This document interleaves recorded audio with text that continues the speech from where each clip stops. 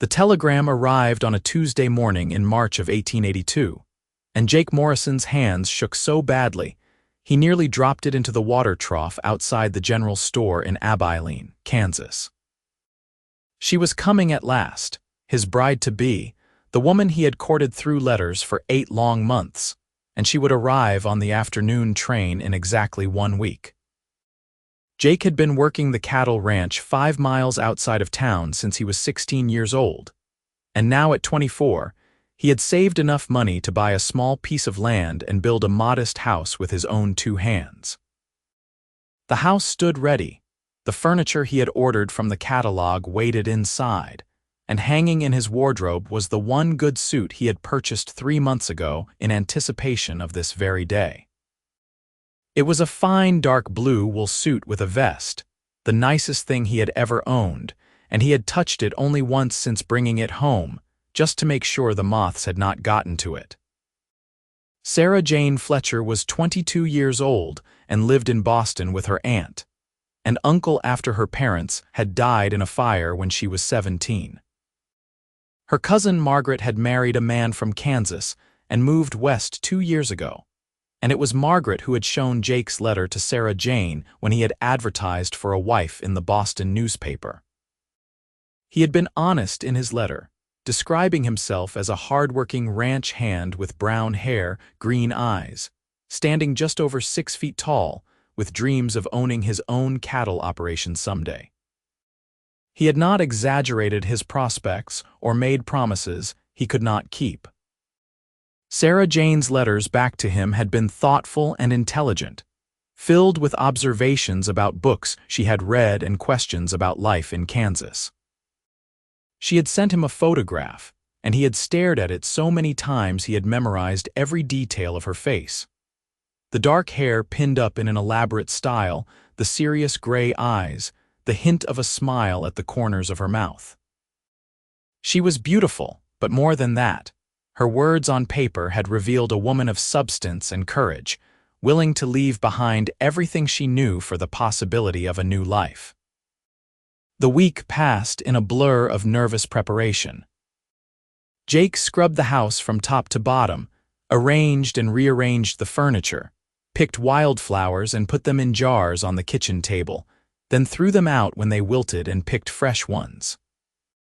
He rode into town every day to check on details, to make sure the preacher would be available for the wedding ceremony they had planned for 2 days after her arrival, to confirm the reservation he had made for dinner at the hotel restaurant on her first evening in Abilene.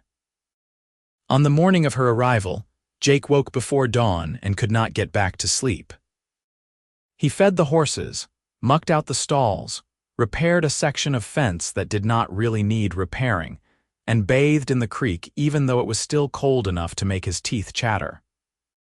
By noon, he was standing in front of the small mirror in his bedroom, struggling with the collar of his good suit. The suit fit him well, the tailor in town had seen to that, but Jake felt strange and constricted in it. He was used to denim and cotton, to shirts with the sleeves rolled up and boots caked with mud. The suit made him look like a different person, someone more refined and citified, and he wondered if Sarah Jane would be disappointed when she saw him in his everyday clothes, dirty from work and smelling of horses and leather. His friend Tom Edwards knocked on the door at 1 in the afternoon, grinning widely when Jake opened it. Tom was 26, married with a baby daughter, and worked on the same ranch as Jake. He had offered to drive Jake into town in his wagon so Jake would not have to worry about riding his horse in the good suit. "Well, look at you," Tom said, his eyes sweeping over Jake's formal attire. "You clean up real nice, Morrison. She is going to take one look at you and forget all about Boston." "I feel like a fool," Jake muttered, tugging at his collar again. "This tie is choking me." "That is what ties do," Tom said cheerfully. "Come on, we need to get going. Train is due in at 2:30 and you want to be there early." The ride into town took 20 minutes, and Jake spent the entire time alternating between excitement and terror. What if Sarah Jane took one look at him and changed her mind? What if she did not like the house he had built? What if she found Kansas too rough and uncivilized after living in a city like Boston? What if he could not make her happy? "Stop thinking so hard," Tom said, glancing over at him. "I can hear your brain working from here. Everything is going to be fine." She would not have traveled all this way if she was not serious about marrying you. They arrived in Abilene with 45 minutes to spare, and Jake paced up and down the train platform until Tom finally grabbed his arm and made him sit down on a bench. A few other people waited for the train as well. Old Mrs. Henderson expecting a shipment of fabric for her dress shop, the banker Mr. Pritchard waiting for some business associate from Topeka, and a handful of others Jake recognized but could not name in his current state of anxiety. The train whistle sounded in the distance at exactly 2:28, and Jake shot to his feet, his heart hammering so hard he thought it might burst right through his vest. The locomotive came into view, black smoke billowing from its stack, and then it was pulling into the station with a screech of brakes and a hiss of steam. Passengers began disembarking, and Jake scanned each face desperately. An old man with a cane, a family with 3 small children, 2 women in traveling clothes who were definitely not Sarah Jane. And then there she was, stepping down from the train car with a worn leather satchel in one hand and looking around with wide, uncertain eyes. She was even more beautiful than her photograph, despite the fact that her traveling dress was wrinkled and dusty from the long journey. Her dark hair had come partially loose from its pins, and there were shadows of exhaustion under her gray eyes, but when those eyes found Jake standing on the platform in his good suit, her entire face transformed with a smile so radiant it took his breath away.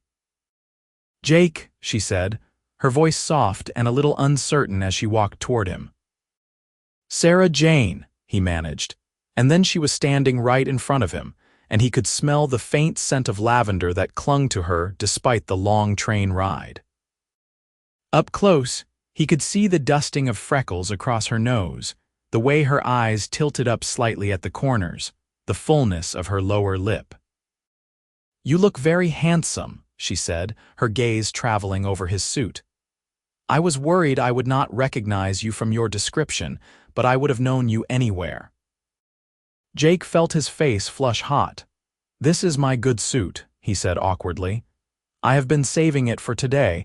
I do not usually dress this fancy. Most days I am covered in dust and sweat from working cattle."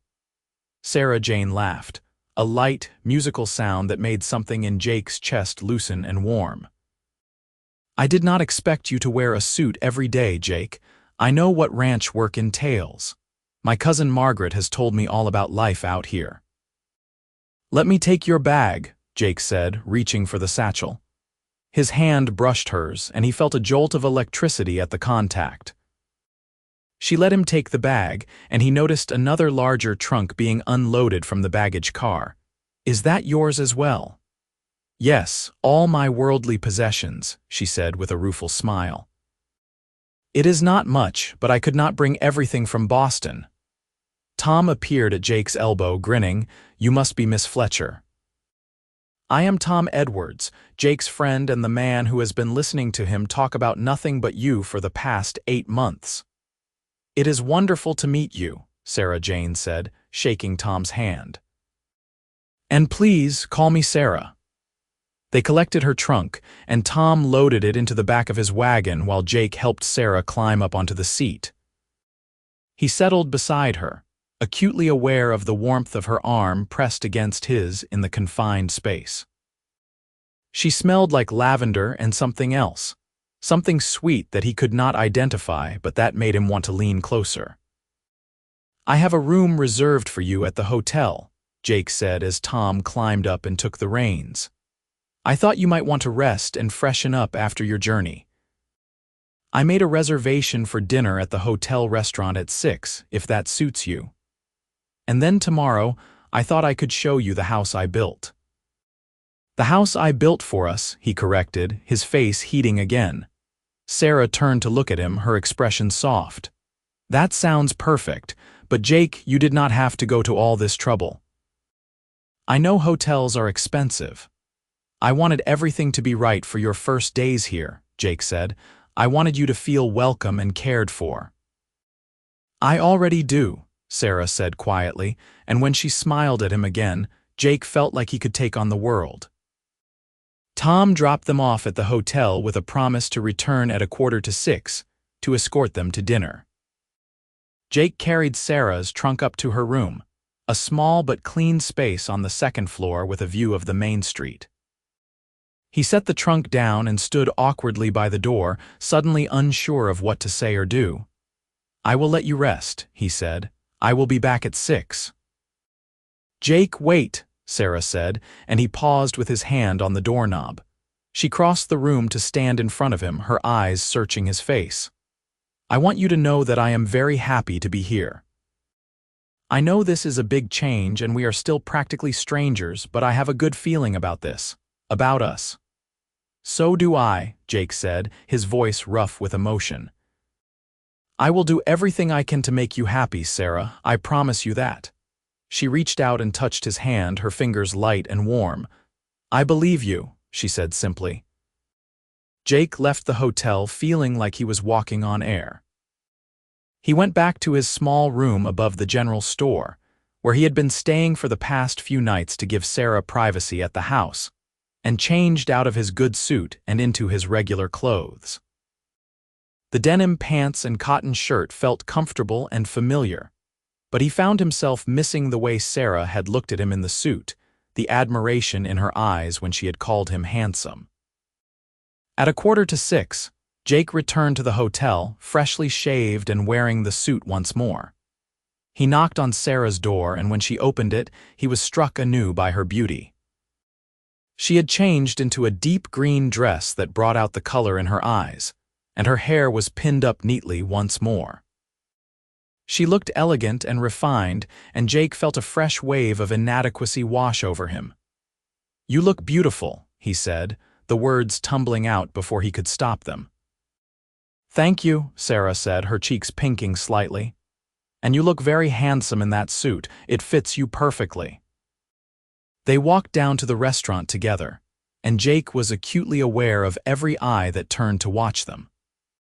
The restaurant was the fanciest place in Abilene, with white tablecloths and actual menus, and Jake had made sure to reserve the best table, one in the corner with a view of the street but away from the noise of the kitchen.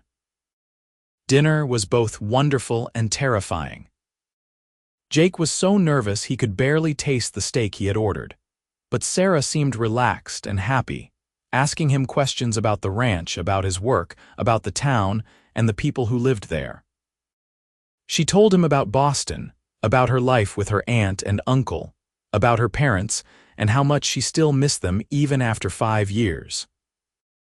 I always felt like I was in the way there, Sarah admitted, toying with her fork. My aunt and uncle were kind, but they had their own children and their own lives. I was just the orphaned niece they felt obligated to care for. When Margaret showed me your letter, I saw an opportunity for something more. A chance to build a real life with someone who wanted me for me, not out of duty. I do want you, Jake said, then flushed at how that sounded. I mean, I have wanted a partner, someone to build a life with, someone smart and brave enough to take a chance on something new. You are all of those things, Sarah, and more. After dinner, they walked through the town in the fading evening light. Abilene was quiet, most people having gone home for the night, and Jake pointed out various landmarks: the church where they would be married, the general store where he bought supplies, the schoolhouse where Sarah might teach if she wanted to, the doctor's office, the bank. Sarah listened attentively, asking questions and making observations, and Jake found himself relaxing in her presence. Can I see the house tomorrow? Sarah asked as they stood outside the hotel. I am very curious about what you have built. Of course, Jake said. I will pick you up after breakfast if that is all right. It is about a 30-minute ride from town. I will be ready, Sarah promised. She hesitated, then stood on her toes and kissed his cheek quick and light. Thank you for today, Jake, for making me feel so welcome. Jake touched his cheek where her lips had been, too stunned to speak for a moment. Sleep well, Sarah, he finally managed. That night, Jake lay awake in his room, replaying every moment of the day. Sarah was everything he had hoped for and more. She was intelligent and kind, with a sense of humor that surprised and delighted him. She had not looked down on him or seemed disappointed by the rough frontier town. If anything, she seemed excited about her new life, eager to explore and learn. The next morning dawned clear and warm, a perfect spring day. Jake borrowed Tom's wagon again and drove into town, his good suit carefully folded in a box on the seat beside him. He was wearing his work clothes, and he felt a twinge of anxiety about it, but he could not very well do ranch work in his good suit, and he wanted Sarah to see his real life, not just the polished version he presented on special occasions. Sarah was waiting in the hotel lobby when he arrived, wearing a simple blue dress and a wide-brimmed hat to protect her from the sun. Her face lit up when she saw him, and Jake felt some of his anxiety ease. "Good morning," she said brightly. "I am so excited to see the house." "Good morning," Jake replied, then hesitated. "I should tell you I am not wearing the suit today. I thought, since we are going out to the ranch and there is work to be done, it would make more sense to wear my regular clothes. But I have the suit with me if you would prefer." Sarah looked at him for a long moment, her gray eyes warm and steady. "Jake, you look handsome in anything," she said simply. "You do not need to wear a suit for me. I want to see the real you, the everyday you. That is who I am going to be marrying after all." Jake felt something tight in his chest release. "You are sure?" "I am completely sure," Sarah said, smiling. "Now, shall we go? I cannot wait to see this house you have been working so hard on." The drive out to the ranch was pleasant. Sarah exclaimed over the wide open spaces, the endless sky, the way the grass rippled in the wind like waves on an ocean. She asked about the cattle they passed, about the workings of a ranch, about the other men who worked there. Jake found himself talking more freely than he had the night before, explaining the rhythms of ranch life, the challenges and rewards of working with animals and land.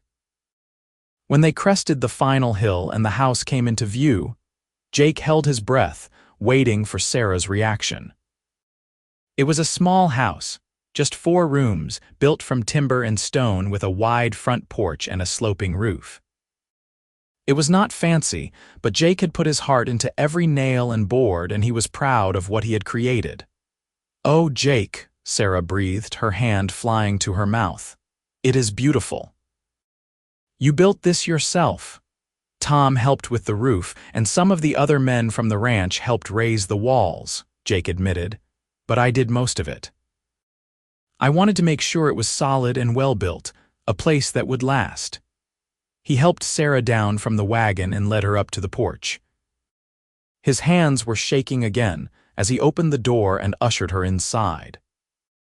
The main room served as both kitchen and living area, with a stone fireplace taking up one wall and a table and chairs positioned near the window. There was a bedroom on one side, a small spare room on the other that could be used for storage or eventually a nursery, and a tiny washroom out back. Sarah walked through each room slowly, running her hands over the furniture, examining the dishes Jake had stacked in the cupboard, peering out the windows at the view. Jake followed behind her, trying to see the house through her eyes, wondering if it was too small, too plain, too far from civilization. "This is wonderful," Sarah said finally, turning to face him in the middle of the main room. Her eyes were bright with tears. "Jake, this is more than I ever hoped for. You have made a real home here." "I made it for you," Jake said. "For us. I know it is not much compared to what you are used to in Boston." "It is perfect," Sarah said firmly. "I never felt at home in Boston, not really. But this feels right. I can see us living here, building a life together." Jake crossed the room to her, emboldened by her words. "I want to make you happy, Sarah. I know we are still getting to know each other, but I feel like I have known you forever from your letters. I feel like you understand me in a way no one else ever has." "I feel the same way," Sarah said softly. She reached up and touched his face, her palm warm against his cheek. "I was so nervous about coming here, about meeting you in person. I was worried that the connection we had through letters would not translate to real life. But it does, Jake. It is even stronger than I imagined." Jake covered her hand with his, turning his head to press a kiss to her palm. Sarah's breath caught, and then she was leaning into him, and Jake was wrapping his arms around her, holding her close. She fit perfectly against him, her head tucked under his chin, and he could feel the steady beat of her heart through the fabric of her dress. They stood like that for a long moment, just holding each other, and Jake felt a peace settle over him that he had never experienced before. This was right. This was exactly where he was meant to be. Over the next 2 days, Sarah and Jake spent every possible moment together. Jake showed her around the ranch, introducing her to the men he worked with and teaching her about the cattle. Sarah proved to be a quick learner, unafraid of the animals and genuinely interested in the work. She met Tom's wife Rachel and baby daughter Emma, and the two women hit it off immediately, chatting and laughing while Jake and Tom worked on repairing a section of fence. "You are a lucky man," Tom said, hammering in a nail. "She is everything you said she was and more." "I know," Jake said, watching Sarah cuddle Emma while Rachel showed her the garden she had planted. "I keep waiting for something to go wrong, for her to realize she made a mistake coming here." "Stop borrowing trouble," Tom advised. "She is here because she wants to be. Anyone can see that just by looking at her. The way she looks at you, Morrison, it is like you hung the moon." The wedding was held on a Thursday afternoon at the small church in town. Sarah wore a cream-colored dress that Rachel had helped her alter, with a crown of wildflowers in her hair. Jake wore his good suit, and when Sarah walked down the aisle toward him, he felt tears prick his eyes at the sight of her. The ceremony was simple, with only a handful of people in attendance. Tom and Rachel, Margaret and her husband, the preacher, and a few other friends Jake had made in town. But when Jake slipped the simple gold band onto Sarah's finger, and she smiled up at him with such love and trust in her eyes, it felt like the most important moment of his entire life. "I love you," Jake whispered as the preacher pronounced them man and wife. It was the first time he had said the words out loud, and they felt both terrifying and completely natural. "I love you too," Sarah whispered back, and then Jake was kissing her, sealing their vows with the press of his lips to hers. The kiss was sweet and gentle, full of promise, and when they broke apart, Sarah was blushing and Jake was grinning like a fool. They walked back down the aisle hand in hand, and Jake felt like he could take on anything the world threw at them as long as Sarah was by his side. There was a small celebration at the hotel afterward, with cake and lemonade and dancing to music provided by a fiddle player Tom had hired as a surprise. Jake danced with Sarah, holding her close and marveling at the fact that she was his wife now, that they belonged to each other. As the sun began to set, Jake and Sarah said their goodbyes and climbed into the wagon for the ride back to their house, their home. Sarah leaned against Jake's shoulder and he wrapped an arm around her, holding the reins with his other hand. "Are you happy?" Jake asked as they drove through the gathering twilight. "I am more than happy," Sarah said, tilting her head to look up at him. "I am home, Jake. For the first time in 5 years, I truly feel like I am home." They arrived at the house as the first stars were beginning to appear in the darkening sky. Jake helped Sarah down from the wagon and then, in a burst of romantic impulse, swept her up into his arms and carried her over the threshold. Sarah laughed, her arms looping around his neck, and Jake kicked the door closed behind them. He set her down gently in the middle of the main room, and they stood looking at each other in the lamplight. Jake had never wanted anything as much as he wanted this woman, his wife, and the life they were going to build together. "I have something for you," Sarah said suddenly. She crossed to where her satchel sat by the door and pulled out a small wrapped package. "I made this for you before I left Boston. I wanted you to have something from me." Jake unwrapped the package carefully and found himself holding a shirt, expertly sewn from soft blue fabric. It was beautiful work, the stitches tiny and even, and he could see the care that had gone into every seam. "I wanted you to have something nice to wear," Sarah said, watching his face anxiously. "Something between your work clothes and your good suit. For Sundays or special occasions or just whenever you want to wear it. I hope it fits." Jake held the shirt up against himself and could see that it would fit perfectly. His throat felt tight with emotion. "This is beautiful, Sarah, thank you." "I am glad you like it," Sarah said, smiling. "I worried that it might not be practical enough, that you would prefer something more utilitarian." "I love it because you made it," Jake said, setting the shirt down carefully and pulling Sarah into his arms. "I love everything about you." He kissed her again, deeper this time, and Sarah responded with equal passion, her fingers tangling in his hair. They made their way to the bedroom, shedding clothes and inhibitions, learning each other's bodies with tender exploration and growing confidence. Jake tried to be gentle, knowing that Sarah was inexperienced, and she guided him with soft words and encouraging touches. And when they finally came together as husband and wife, it felt like the most natural and beautiful thing in the world. Afterward, they lay tangled together in the bed Jake had built, Sarah's head pillowed on his chest, and his fingers tracing lazy patterns on her bare shoulder. Through the window, Jake could see the stars blazing in the clear Kansas sky, and he felt a contentment so deep it was almost painful. "Tell me about your dreams," Sarah murmured sleepily. "What do you want for our future?" Jake thought for a moment, his hand stilling on her shoulder. "I want to own my own ranch someday," he said. "Not a huge spread, but enough land to run a good-sized herd. I want to build us a bigger house with room for children. I want to make a life here that we can be proud of, that we can pass on to the next generation." "That sounds wonderful," Sarah said. "I want children too when the time is right. I want to teach them to read and write, to be curious about the world. I want to have a garden and maybe some chickens. I want to be part of a community, to have friends and neighbors we can count on." "We can have all of that," Jake said, pressing a kiss to the top of her head. "I will work as hard as I need to make sure you have everything you want." "I already have everything I want," Sarah said, tilting her head to look up at him. "I have you." The months that followed were both challenging and wonderful.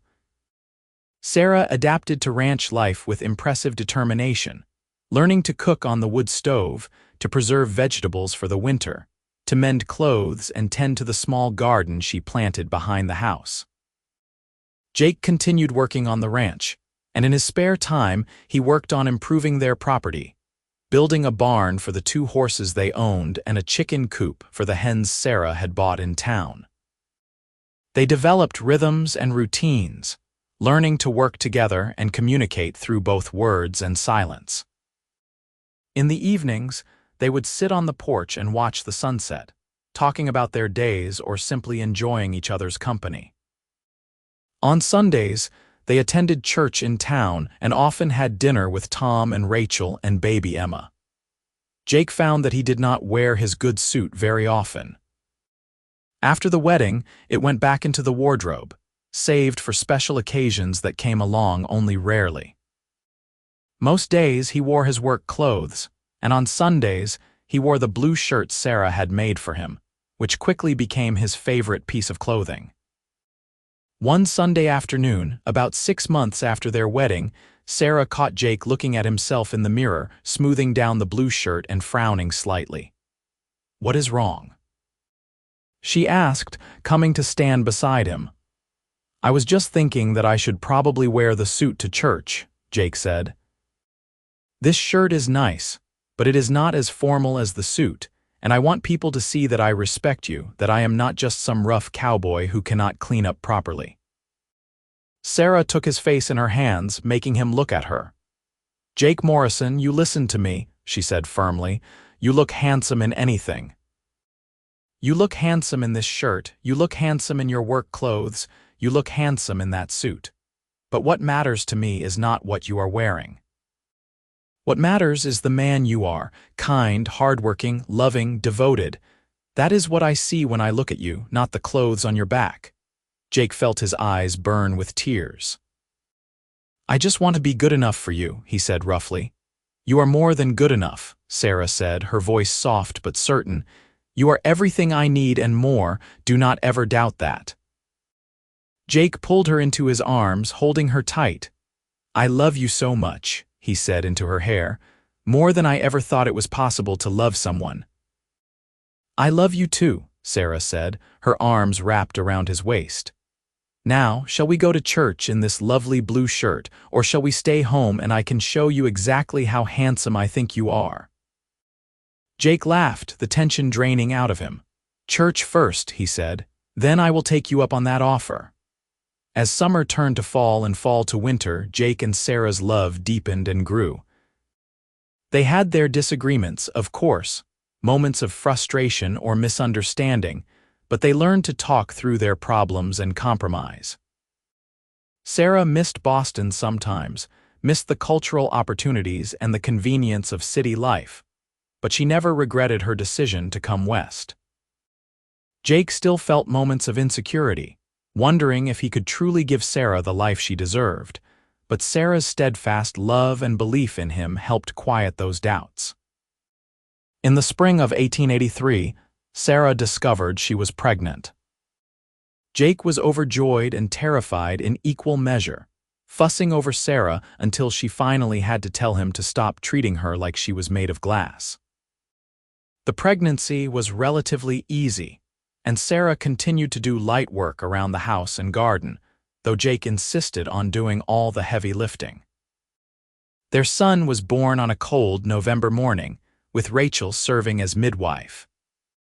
Jake paced outside the bedroom door for hours, listening to Sarah's labored breathing and occasional cries of pain, feeling completely helpless.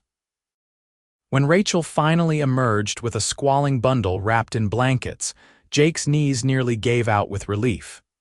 "You have a son," Rachel said, placing the baby in Jake's arms. "And Sarah is doing well. She wants to see you." Jake carried his son into the bedroom, where Sarah lay pale and exhausted but smiling. "Look what we made," she said softly, reaching out to touch the baby's tiny hand. "He is perfect," Jake said, his voice choked with emotion. "You are perfect. Thank you, Sarah. Thank you for giving me this." They named him Thomas after Tom Edwards, and Jake held his son and looked at his wife and knew that he was the luckiest man alive. The years that followed brought both challenges and joys. There were hard winters when money was tight and they had to carefully ration their food. There were summers of drought that made ranching difficult. But there were also good times. The year Jake finally saved enough money to buy his own small herd of cattle, the day Sarah announced she was pregnant with their second child. The evening they sat on the porch with 3-year-old Thomas playing at their feet and watched the most spectacular sunset either of them had ever seen. Their daughter was born in the spring of 1886, and they named her Mary after Sarah's mother. She had Sarah's gray eyes and Jake's stubborn streak, and Jake loved her with a fierce protectiveness that sometimes surprised him. Tom, now 4 years old, was a gentle big brother, always eager to help with the baby. By 1888, Jake had managed to buy 40 acres of land adjacent to their property, and with Tom Edwards' help, he built a larger house for his growing family. The old house became a storage shed and guest quarters for when visitors came to call. Sarah's garden had expanded to include fruit trees and berry bushes, and she had started selling her preserves and baked goods in town, adding to their income. Jake still worked hard, rising before dawn and often not finishing until after dark, but he always made time for his family. He taught Tom to ride and rope, read bedtime stories to Mary, and made sure Sarah knew every single day how much he loved and appreciated her. On their 10th wedding anniversary, Jake surprised Sarah with a trip to Topeka. They left the children with Tom and Rachel for 3 days and stayed in a fancy hotel, ate in nice restaurants, and attended a performance at the Opera House. Jake wore his good suit, the same one he had worn to meet Sarah all those years ago, and it still fit him perfectly, though the fabric was showing some wear. "I have been thinking," Sarah said as they walked through the city streets, her hand tucked into the crook of Jake's arm. "Maybe it is time for you to get a new suit. This one has served you well, but it is starting to look a bit threadbare." Jake looked down at himself. She was right, the suit was getting old, but he felt oddly reluctant to replace it. "I do not know," he said.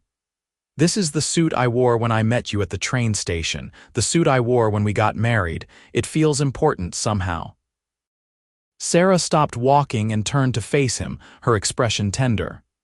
"Do you remember what I told you that very first day?" she asked. "You told me a lot of things that first day," Jake said, smiling. "I told you that you looked handsome in anything," Sarah said, "and I meant it then and I mean it now." "You do not need that suit to be the man I fell in love with, Jake. You are that man in work clothes, in your blue shirt, in a new suit, or in nothing at all. The suit is just fabric. What matters is the heart of the man wearing it." Jake pulled her close, not caring that they were standing in the middle of a busy street. "How did I get so lucky?" he murmured. "We both got lucky," Sarah said, standing on her toes to kiss him. "We found each other." They bought a new suit for Jake that afternoon, a handsome charcoal gray that fit him even better than the old blue one. But when they got home, Jake carefully folded the old suit and put it away in a trunk in the attic, unable to part with it entirely. It was a piece of their history, a tangible reminder of the day his life had changed forever. The years continued to pass, bringing more changes and growth. Tom grew into a strong, capable young man who loved ranching as much as his father did. Mary proved to be brilliant with numbers and helped Sarah keep the ranch's books. In 1892, Sarah gave birth to their third child, another son they named Andrew, and Jake's heart expanded to encompass this new life as it had for his other children. Jake's ranch prospered, and he became known throughout the county as a fair and honest cattleman. He hired several men to help with the work, including a young cowboy named Daniel who reminded Jake of himself at that age. Hardworking, ambitious, and desperately saving money for his own future. Sarah became a pillar of the community, teaching rating and arithmetic to children whose families lived too far from town to attend the regular school. She started a ladies' auxiliary at the church and organized fundraisers for families in need. She never lost her love of books and learning, and the house was always full of volumes she ordered from catalogs or borrowed from friends. On quiet evenings, when the children were in bed and the ranch work was done, Jake and Sarah would sit on the porch just as they had in the early days of their marriage. Sometimes they talked, sharing stories of their day or making plans for the future. Sometimes they simply sat in comfortable silence, Sarah's head on Jake's shoulder and his arm around her waist, watching the stars come out over the Kansas prairie. "Do you ever miss Boston?" Jake asked one such evening. It was a question he had asked before over the years, and Sarah's answer was always the same. "No," she said simply. "My life is here with you and our children. This is where I belong." "I still cannot believe sometimes that you chose me," Jake said, "that you traveled all that way to marry a cowboy you had never met." "I chose you because your letters showed me who you really were," Sarah said.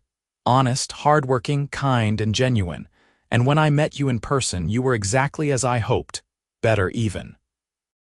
"I was so nervous that day," Jake confessed. "I kept worrying about every little thing. I almost did not wear the suit because I thought you would think I was putting on airs." Sarah laughed softly. I loved the suit, but I meant what I said then and what I have said 100 times since. You look handsome in anything, Jake Morrison. You could wear burlap sacks, and I would still think you were the most attractive man in Kansas. Even with the gray in my hair. Jake teased, running a hand through his hair, which had indeed started going silver at the temples. Especially with the gray in your hair, Sarah said firmly. It makes you look distinguished. They sat in silence for a moment, and then Jake said, I have been thinking about the future, about what happens when I get too old to run the ranch the way I do now. Tom is nearly grown and he loves this life. I think he might want to take over someday. And what would we do? Sarah asked, though her tone suggested she was not worried. We would still live here, of course, Jake said. This is our home, but maybe we would travel a bit, see some of the country we have never had time to visit. Maybe we would finally take that trip to California you have always talked about. I would like that, Sarah said, smiling. But wherever we go and whatever we do, as long as I am with you, I am happy. That is exactly how I feel, Jake said, pulling her closer and pressing a kiss to her temple. You are my home, Sarah. You always have been, from the moment I saw you step off that train. As the new century approached, Jake and Sarah watched their children grow into adults. Tom married a sweet girl from town named Elizabeth and started his own family, taking over more and more of the ranch operations as Jake gradually stepped back. Mary went to teachers' college in Topeka and came home to teach at the school in Abilene, full of ideas and enthusiasm. Andrew showed a talent for working with horses and began breeding and training them, adding a new dimension to the ranch's operations. Jake and Sarah became grandparents and then grandparents several times over, and their house was often filled with the laughter and chaos of visiting grandchildren. Jake loved being a grandfather, loved the chance to enjoy children without all the worry and responsibility of being a parent. He taught his grandchildren to ride and told them stories about the early days of the ranch, and they listened with wide eyes, as though he were describing ancient history. Through it all, Jake's love for Sarah never wavered. If anything, it grew deeper and more profound with each passing year. He loved the woman she had become, confident and capable, with laugh lines around her eyes and silver threads in her dark hair. He loved the life they had built together, the family they had created, the home they had made. And Sarah loved Jake just as fiercely. She loved the way he still made her feel special, the way he always had time for her no matter how busy the ranch kept him. She loved his strength and his gentleness, the way he could be tough as nails when dealing with a difficult business situation but tender as could be when holding a grandchild. She loved that, after all these years, he still sometimes looked at her with wonder in his eyes, as though he could not quite believe she was real. In the summer of 1900, Jake and Sarah celebrated their 25th wedding anniversary. Their children organized a huge party, inviting friends and neighbors from all over the county. There was music and dancing and more food than anyone could possibly eat. Jake wore his newer suit, the charcoal gray one he had bought in Topeka. But before the party, Sarah had gone up to the attic and retrieved the old blue suit, the one he had worn to meet her at the train station. I want to keep this out, she said, holding the worn fabric. Maybe we could frame it or display it somehow. It is part of our story. Jake looked at the suit, remembering the nervous young man he had been, standing on that train platform and wondering if the woman he had been writing to for months would take one look at him and get back on the train. He had worried so much about that suit, about looking good enough, about being impressive enough. I worried so much about impressing you, Jake said, touching the sleeve of the old suit. I wanted you to think I was someone special. You are someone special, Sarah said, setting the suit aside and coming to stand in front of him. She took his face in her hands, just as she had done so many times over the years. You are the most special man I know, and Jake, you need to understand something. I did not fall in love with you because of how you looked in that suit, as handsome as you were. I fell in love with you because of who you are, your kindness, your honesty, your dedication to making a good life for us. Those are the things that matter. Those are the things that have kept me loving you for 25 years. Jake kissed her then, slow and deep, pouring all of his love and gratitude into the kiss. When they broke apart, he rested his forehead against hers and said, "Here is to 25 more years." "At least," Sarah agreed, smiling. The party was wonderful, full of laughter and love and good wishes. Jake danced with Sarah to the same song they had danced to at their wedding, and as he held her in his arms and moved to the music, he thought about all the moments that had led to this one.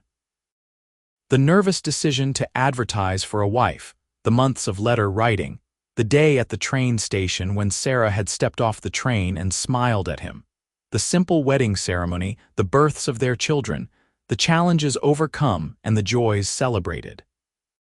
"Thank you," he said to Sarah as they danced. "For what?" she asked, looking up at him. "For taking a chance on me," Jake said.